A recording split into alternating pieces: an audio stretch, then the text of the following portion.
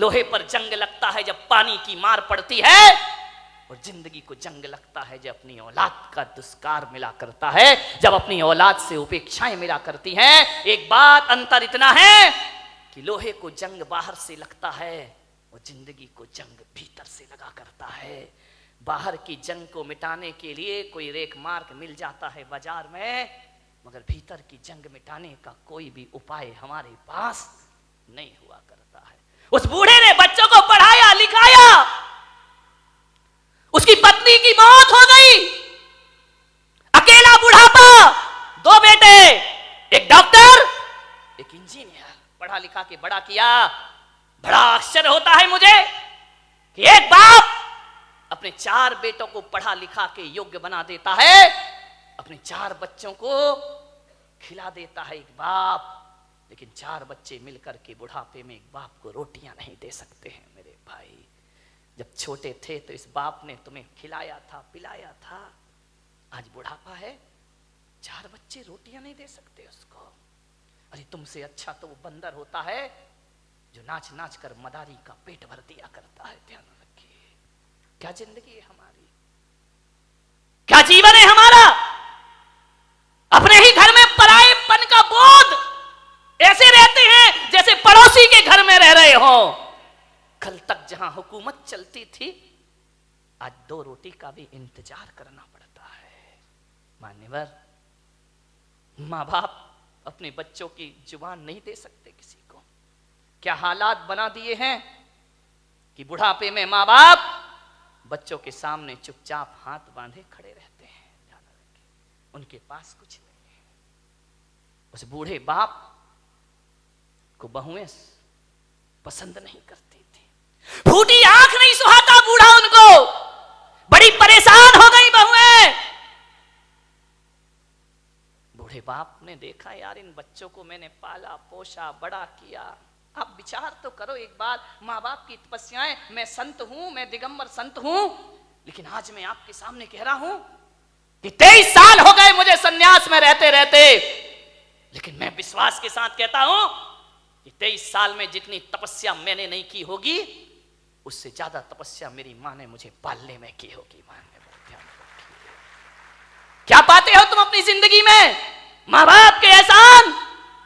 बड़ा आश्चर्य होता है कि जिस मां ने 9 महीने तुम्हें कोख में रखा, बुढ़ापे में उसको कमरे में नहीं रख सकते हो तुम। ध्यान रखिए, जिस मां ने आंचल का दूध पिलाया, उस मां को मटके का पानी नहीं पिला सकते हो। जिस मां ने, विचार करिए, आज जो तुम बोल रहे हो, अरे बेकार है वो औलाद जो अपने बाप को चुप कहती हो। ध्यान रखिए, कैसी औलाद है। माँ बाप कुछ बोलते हैं तो बच्चा कहता है आप चुप रहिए। अरे जीभ गल के गिर जाना चाहिए आपकी, माँ बाप को कहते हो चुप रहिए। जिसने बोलना सिखाया, जब तुम पैदा हुए थे तुम्हें तो बोलना भी नहीं आता था। बताइए सबसे पहले बोलना किसने सिखाया था? इस माँ बाप ने। और इसी दिन के लिए सिखाया था कि जब तू बोलना सीख जाए तो हमें कहना कि तुम चुप रहो। ध्यान रखिए मान्यवर, माँ बाप के एहसानों से मुक्त नहीं हो सकते कभी। जब तुम्हें चलते नहीं बनता था ना, किसने चलना सिखाया था? बताइए, उंगली पकड़ के किसने चलना सिखाया था? इस माँ ने सिखाया था, इस पिता ने सिखाया था। ये तुम्हारे लिए घोड़ा बना था, तुम उसकी पीठ पर सवार हुए थे। कितना खुश होता था वो बाप जब तुम पहली बार चलना सीखे थे। चलते थे, गिर जाते थे, चलते थे, जैसे ही गिरने लगते थे पापा आकर पकड़ लिया करते थे। एक बात तो बता दो युवाओं से मेरा निवेदन है, जब तुमसे चलते नहीं बनता था तो माँ बाप ने उंगली पकड़ी थी, और आज उनसे चलते नहीं बनता तो तुम उनका हाथ नहीं पकड़ सकते हो। तुम्हें उनका हाथ पकड़ने में शर्म आती है, तुम्हें गाड़ी में बिठा के मंदिर ले जाने में शर्म आती है, तुम्हें शर्म आती है अपने माँ बाप को सहारा देने में। वाह रे इंसान, विचार करिए। याद है तुम्हें जब बचपन में स्कूल जाते थे तो माँ क्या करती थी? तुम्हारे टिफिन में 2 रोटी रखती थी। बेटा पढ़ाई भी करना, भूख लगे तो ये रोटियां खा लेना। स्कूल में रहने के बाद भी माँ तुम्हारा ख्याल रखती थी। और जब स्कूल जाते थे तो माँ पिता 1 रुपया 2 रुपया तुम्हारी जेब में डाल दिया करता था। विचार करो आप कि जिस माँ ने टिफिन में 2 रोटियां रखी हैं, बुढ़ापे में आज उस माँ की थाली में 2 रोटी नहीं है, और जिस बाप ने जेब में पैसे डाले थे, आज वो बाप बिना पैसे के घर में जिंदगी जी रहा है, एक एक पैसे को तरसता है, उसे शर्म आती है अपनी औलाद से पैसा मांगने में। एक बात तो बता दो, युवाओं से मेरा निवेदन है कि बचपन में तुमने पिता की जेब से पैसे निकाले थे तो पिता तो गुस्सा नहीं हुए थे ना? पिता तो सोचते थे बच्चा है, निकाल लिया, खर्च करेगा, कोई बात नहीं है। बचपन में पिता के जेब से पैसे निकालते तब पिता को गुस्सा नहीं आया, और आज बुढ़ापे में बाप यदि तुम्हारी जेब से पैसा निकाले तो तुम्हें गुस्सा क्यों आता है? मैं आपसे पूछना चाहता हूं, युवाओं से मेरा प्रश्न है, आज आपको गुस्सा क्यों आता है? आज पिता को इजाजत क्यों लेना पड़ती है? एक बात आपसे निवेदन करने जा रहा हूं, मान्यवर, जब तुम छोटे थे ना, ये वही बाप है, तुम्हारे घर में एक चिड़िया आती थी, तुम बचपन में छोटे में पूछते थे पापा ये क्या है? पापा कहते थे बेटा चिड़िया है। फिर थोड़ी देर बाद चिड़िया आती थी, पापा ये क्या है? बेटा ये चिड़िया है। फिर चिड़िया आई, पापा ये क्या है? तुमने 10 बार पूछा, बाप ने 10 बार बताया बेटा ये चिड़िया है, पापा को गुस्सा नहीं आया ना? और जब बुढ़ापे में एक बाप किसी बात को 2 बार पूछ लेता है तो आप कहते हो तुम्हें एक बार का समझ में नहीं आता है, बार बार पूछते रहते हो, कितनी बार समझाऊं तुमको? बताओ, तुमने 10 बार पूछा तो पापा ने गुस्सा नहीं किया, आज पापा ने 2 बार पूछ लिया तो तुमको गुस्सा आ गया। तुम कहते हो कि माँ बाप जिद करते हैं, बुढ़ापे में परेशान करते हैं, तुमने भी बहुत जिद की थी जब तुम अपने माँ बाप के साथ बाजार गए थे, खिलौने के लिए मचल गए थे, पापा यही खिलौना लूंगा, पापा के पास पैसे नहीं थे, पापा मुझे यही वाला चाहिए। सोचिए, आप विचार करिए, बाप के पास कुछ नहीं था, तुमने डिमांड की, तुमने जिद की, तुम भी तो सड़क पर मचल गए थे, बाजार में रोने लगे थे, तब पापा को गुस्सा नहीं आया। और आज माँ बाप थोड़ी सी जिद कर ले, तुमको गुस्सा आ जाता है। किस काम की जिंदगी है ये तुम्हारी? मान्यवर, विचार करिए, तुमने कितना परेशान किया है माँ बाप को।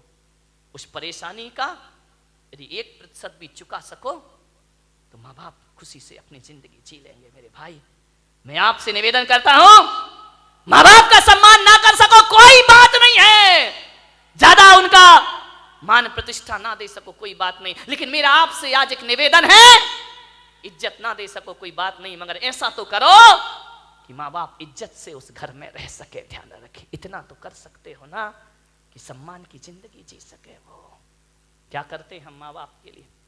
स्वामी विवेकानंद बहुत बड़े संत हुए, अमेरिका गए, उन्होंने अपना भाषण दिया, प्रवचन दिया, मां पर बहुत अच्छा बोलते थे।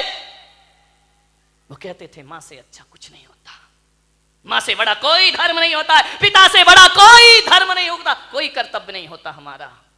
विवेकानंद से किसी जिज्ञासु ने पूछ लिया, आप मां की इतनी महिमा गाते हैं, मां में ऐसा क्या है? धरती पर आए हैं तो मां तो मिलेगी मिलेगी, इसमें कौन सा एहसान? और हर मां बाप पाल पोस के बड़ा करते हैं, कोई बड़ा काम नहीं कर दिया उन्होंने। धरती पर आओगे तो मां बाप तो मिलेंगे ही मिलेंगे। विवेकानंद ने कहा, यह प्रश्न कोई भारत का आदमी पूछ रहा है कि मां में ऐसा क्या है? स्वामी विवेकानंद ने उसे बुलाया कि इधर आओ। वो एक साफा बांधते थे, उन्होंने अपनी पगड़ी खोली, बोले इसे पकड़ो। उसने कहा स्वामी जी ये क्या है? बोले पकड़ो। उसने पकड़ा। स्वामी विवेकानंद ने कहा कि जाओ, मेरी सभागृह के बाहर 1 किलो का पत्थर पड़ा है, उसे उठा के लाओ। बोले स्वामी जी मुझे प्रश्न का उत्तर चाहिए, ये पत्थर में से नहीं उठेगा। बोले देख, मां बाप के संदेह में उठा हुआ प्रश्न किसी पत्थर से कम नहीं हुआ करता है। और पत्थर का जवाब स्वामी विवेकानंद नहीं देते, पत्थर का जवाब पत्थर ही दिया करता है। जाओ और पत्थर उठा के लाओ। वो पत्थर उठा के लाया। स्वामी जी ने कहा अपने पेट में बांध, और बांध करके पूरे नगर के 3 चक्कर लगा के आ। बोले ऐसा नहीं हो सकता। बोले क्यों नहीं हो सकता है? बोले मुझे उत्तर चाहिए। बोले उत्तर मैं नहीं दूंगा, उत्तर पत्थर देगा। मां बाप के खिलाफ उठा प्रश्न पत्थर है, उत्तर भी पत्थर ही देगा। जाओ उसने बांधा पूरे परिक्रमा। बोले थोड़ी देर बांधा फिर छोड़ दिया। बोले मेरे से नहीं होगा ये। बोले क्यों? बोले स्वामी जी आप इतने बड़े विद्वान हैं, मनीषी हैं, ज्ञानी हैं, मैं पेट में पत्थर बांध के घूमूंगा तो लोग हंसेंगे, मेरा मजाक बनेंगे, मुझे अच्छा नहीं लगेगा, मुझे शर्म आती है। तो स्वामी विवेकानंद ने कहा उत्तर मिल गया। बोले ये कोई उत्तर है क्या? बोले यही उत्तर है। जब तुझे 1 किलो का पत्थर बांध के घूमने में शर्म आती है, बोल तेरी माँ 9 महीने तुझे पेट में रखकर कैसे घूमी होगी, उसे शर्म नहीं आई होगी, और आज तुझे शर्म आई और तूने पत्थर फेंक दिया। अरे मूर्ख, यदि तेरी माँ को शर्म आती हो तुझे कोख से निकाल कर फेंक देती तो आज मेरी सभा में प्रश्न पूछने की औकात तेरी नहीं होती। इस ध्यान रखिए, ये माँ बाप का उपकार हुआ करता, ये माँ बाप की बदौलत है। एक बात याद रखना मेरे भाई, आज तुम्हारे पास जितनी भी दौलत है वो माँ बाप की बदौलत है। ध्यान रखिए, माँ बाप नहीं होंगे तो कहां से डॉक्टर बन जाओगे, कहां से इंजीनियर बन जाओगे? अरे माँ बाप का एहसान मानो, एहसान मानो इस माँ का। गर्भपात की दुनिया में भी तुम्हें जन्म देने की ताकत रखी है उसने। यदि जन्म से पहले मार देती तो आज यहां बैठ के प्रवचन नहीं सुन रहे होते तुम लोग। आज जो इज्जत तुमने कमाई है ना, ये मत सोचना कि पढ़ लिख के इज्जत कमाई है, ये मत सोचना कि दौलत कमा के इज्जत कमाई है। आज किसी संत की सभा में इज्जत से बैठे हो तो अपनी बदौलत नहीं, अपने माँ बाप की बदौलत बैठे हुए हो। ध्यान रखिए, मेरा आपसे निवेदन है, यदि ये माँ तुम्हें जन्म दे के किसी कचड़े घर में फेंक देती ना, जैसे आज बुढ़ापे में तुम उसे फेंक रहे हो, यदि बचपन में इस माँ ने फेंक दिया होता ना तो ना तुम्हारी जात का पता चलता, ना तुम्हारे बाप का पता चलता, और इस धरती पर नाजायज औलाद बनकर जीते रहते। कोई तुमसे शादी करने को तैयार नहीं होता। मेरे भाई, माँ बाप ने जिंदगी भर अपना चरित्र बचाया है, इस माँ ने अपने सतीत्व को बचाया है, उस पिता ने अपने चाल चलन को सुधारा है, तब जाकर तुम इस समाज में इज्जत की जिंदगी जी रहे हो। मेरे भाई ध्यान रखिए, ये इज्जत भी माँ बाप से मिली है, ये नाम भी माँ बाप से मिला है। और तुम्हें डॉक्टर बनाने से पहले तुम्हें डॉक्टर बनाने का सपना माँ बाप ने देखा था, तुमने बाद में, तुम्हें तो अकल भी नहीं थी, तुम्हें तो समझ भी नहीं थी कि इंजीनियर क्या होता है, डॉक्टर क्या होता है। माँ बाप तुम्हें बनाते हैं। आज तुम जहां भी हो, संतों की बदौलत, भगवान की बदौलत हो या ना हो, माँ बाप की बदौलत आज तुम जहां पर भी हो। ध्यान रखिए, माँ बाप का हाथ है इसमें। बूढ़ा दुखी हो गया, बहुएं पसंद नहीं करती, घर जाता बूढ़ा तो ऐसा लगता जैसे किसी जेल में प्रवेश कर रहा हो। पत्नी भी नहीं, फोटो लगी है पत्नी की, लेटा हुआ है पलंग पर, कभी पत्नी को देखता है, कभी अपने आप को देखता है। रात कटती है करवट में, पता नहीं चलता कितनी लंबी रात है। यूं तो अमावस 15 दिन में एक बार आती है, लेकिन उस बूढ़े की जिंदगी में तो अमावस ही अमावस थी, पूर्णिमा तो कभी आ ही नहीं पाई। सुबह ताने भरे शब्दों से नाश्ता मिलता, उलाहना दे करके 2 रोटी मिलती, करते क्या हो तुम यहां बैठे बैठे? कुछ नहीं बोला बूढ़ा। ठीक है, जाए भी तो जाए कहां? बड़ा दुखी था, मर भी नहीं सकता, मौत भी नहीं आती, जी भी नहीं सकता, जीने जैसा कुछ बचा भी नहीं है। बहुत दुखी है बूढ़ा। थोड़ा बहुत टहलाता, यार दोस्तों में बैठता, शरीर में ताकत नहीं, कुछ कमाए, कुछ मेहनत करे, फिर घर लौट आता। और घर लौटता तो ऐसा लगता कि किस दरिंदगी की जिंदगी में मैं वापस लौट आया हूं।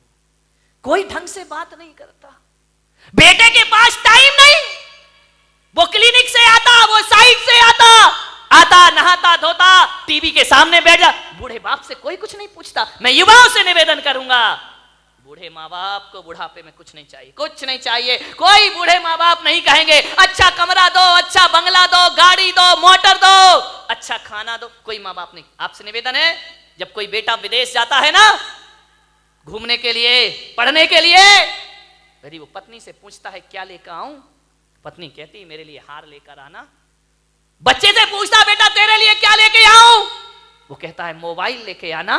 बहन से पूछता है तेरे लिए क्या लेकर आऊं, वो कहता कहते अच्छे से सूट लेकर के आना, लेकिन जब माँ से पूछता है माँ मैं विदेश जा रहा हूँ, बता तेरे लिए क्या लेकर आऊं, तो माँ कहती है मेरे पास सब कुछ है मेरे बच्चे, कुछ लाए या ना लाए मेरा लाल तू वापिस आ जाए, इससे बड़ा उपहार मेरे लिए दुनिया में कोई दूसरा नहीं।